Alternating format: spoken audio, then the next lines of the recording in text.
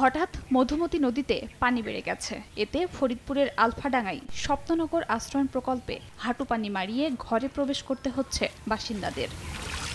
তলিয়ে গেছে রান্নাঘর, নোংরা পানির দুর্গন্ধে অসহনীয় পরিবেশ। দেখা দিয়েছে সুপেয় পানির অভাব। একই সঙ্গে বেড়েছে সাপের উপদ্রব। পানিবন্দী হওয়ার কারণে বেকার হয়ে পড়েছেন অনেকে। আমাকে চুলোয় পানি উঠে গেছে, ঘরে বারান্দা সমান সমান পানি উঠে গেছে, ঘরের ভিতর জল চলে গেছিল, বাথরুম তলায় গেছে। পানিতে নামলে পানিতে ঘাও আছে, কেন গোটা গোটার মতন হয়ে যাচ্ছে। ছেলে মেয়ে স্কুলে যাইতে পারতেছে না, তারপরে পুরুষ যারা আছে সংসারে তারা ইনকাম করতে পারতেছে না। সাপ গাছে গাছে ঝুলে বেড়াচ্ছে, মানে বারান্দায় উঠতেছে। পানিবন্দী অসহায় মানুষটা যেন অনাহারে না থাকে, সেজন্য উপজেলা প্রশাসনের পক্ষ থেকে চাল বিতরণের কথা জানান উপজেলা নির্বাহী কর্মকর্তা। জেলা প্রশাসক স্যারের কাছে আমরা বিষয়টি অবহিত করি। অবহিত করার পর স্যার আমাদেরকে 4 মেট্রিক টন চাল দিয়ে থাকেন। পানি উন্নয়ন বোর্ড থেকে নদী ভাঙন ঠেকানোর জন্য তারা জিও ব্যাগ ফেলছেন।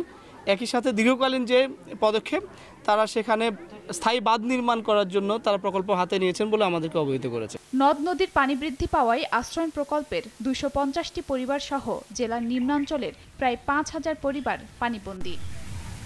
সময় সংবাদ, ফরিদপুর।